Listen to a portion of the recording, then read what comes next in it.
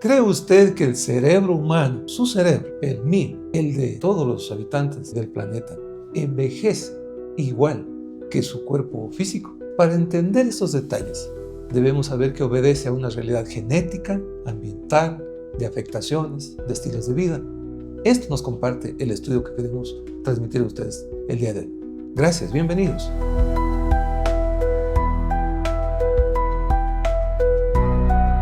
El reconocido neurocientífico Agustín Ibáñez, de la prestigiosa Universidad Chilena Adolfo Ibáñez, junto con integrantes del Instituto Global de Salud Cerebral, nos traen un importante estudio que se publica en la famosa revista Nature, la segunda en el ranking mundial de enfermedades, que trata de establecer una característica en aquellas personas que tienen su cerebro en condiciones normales y aquellas que sufren alguna afectación en función de su edad, de su envejecimiento, y determina algunos parámetros que son absolutamente relevantes para este tiempo y para nuestras sociedades en particular. Este estudio tiene la característica de ser probabilístico entre aquellos que tienen una edad cerebral y aquellos que tienen otra edad cerebral que de hecho no coincide con su edad cronológica. Se estudia en un grupo poblacional de 5.306 personas distribuidos en 15 países. Este interesante reporte no solamente lo suscribe el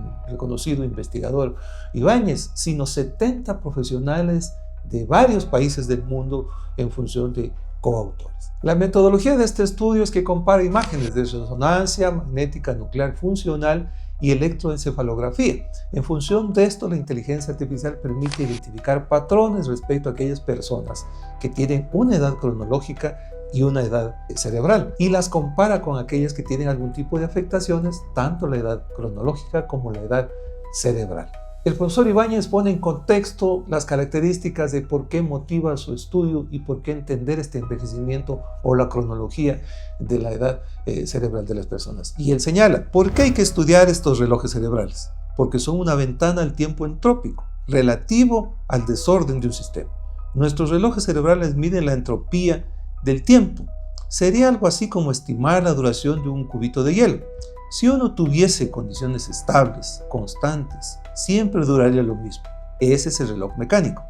Ahora, si se lo expone a cambios en la temperatura y el ambiente, se irán derritiendo más rápido o más lento. Lo que nosotros hacemos es calcular la desviación entre ese tiempo mecánico universal, el que marca el calendario, versus el tiempo biológico del cerebro que está sujeto a desgaste. Aquellos elementos que son identificados como predictores en función de un mayor envejecimiento cerebral están las desigualdades socioeconómicas, la contaminación ambiental, las enfermedades no transmisibles y las enfermedades transmisibles también. ¿Cuánto afecta en la población estos elementos en los cuales fue medido o realizado este estudio? Ratificamos en estos 15 países que fueron revisados. Desafortunadamente, los países que tienen su ubicación en este continente, en Latinoamérica en particular, tienen una afectación mayor respecto a estas desigualdades, el elemento ambiental, enfermedades no transmisibles y enfermedades transmisibles. Afecta también significativamente en las mujeres, en función de las inequidades que tienen que ver con el género. También es indispensable hacer notar que podría haber un componente de orden genético que influye o es medio de cultivo o es base sobre la cual se asientan estos determinantes y contribuyen a que esto suceda. Resultados del estudio en estos 15 países en los 5.306 pacientes reportados. Que en América Latina los cerebros aparecen en promedio 5 años más viejos de lo que deberían. En los países ricos el cerebro solo aparecería 1 o 2 años más viejo de lo que tiene que ver con su edad cronológica. En las diferencias por género, en las mujeres latinoamericanas con Alzheimer, la edad del cerebro era mucho mayor que la de los hombres con la misma enfermedad. Las mujeres más 6.9 años y en los hombres 3.7 años. Una vez que hemos recopilado la información, los resultados que trae el estudio del profesor Ibáñez y este enorme grupo de científicos a nivel mundial, señalan también la próxima fase. ¿Cuál es? Porque ahora se ha establecido una manera de promedio en función de este envejecimiento, en función de cierto tipo de determinantes, más en poblaciones latinoamericanas que en otras partes del mundo.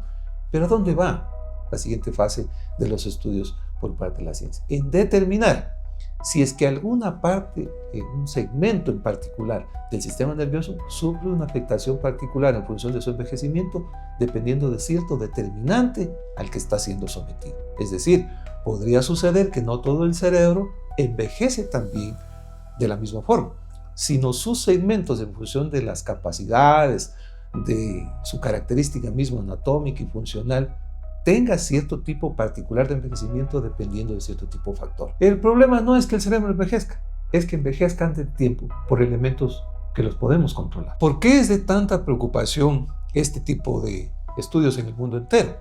Porque nos permite contar con una herramienta para la política pública, para ciertas medidas, programas que se adopten en los estados y puedan intervenir en que este proceso avance continuamente. Porque debe ser entendido el envejecimiento del cerebro no como ganancia de madurez, sino como pérdida de ciertas características que lo hacen socialmente a lo mejor adecuado en función del aporte que seguía brindando en su vida familiar, en su vida profesional. Hay que tener cuidado, que el envejecimiento no sea sinónimo, ¿no es cierto?, de mayor madurez. No se refiere a eso. Hay que tener un poco de fineza respecto a entenderlo de la debida magnitud para socialmente revertir esta tendencia y seguir contando con este valioso aporte de la edad en función de los consejos, recomendaciones, no tanto en la pérdida de algunos elementos que socialmente le son indispensables a una edad mayor. Realice usted el siguiente ejercicio entre sus familiares, sus amigos, los vecinos y háganos conocer respecto a aquella posibilidad de comparando entre dos personas de la misma edad actitudes o potencialidades distintas. ¿Qué hizo que el uno actúe diferente en relación al otro en lo que tiene que ver a lo mejor con sus capacidades? Podría ser el trabajo en donde estuvo, el entorno familiar en el que se desarrolló, la ciudad en la que vivió, su alimentación cómo fue. Podría esto explicar el por qué es diferente en las manifestaciones en dos personas en función de estas características. Es interesantísimo saber sus aportes en función de diferentes partes del mundo. La salud del cerebro del ser humano depende de cierto su material genético que viene con él, pero también de elementos a los cuales está sometidos en su día a día.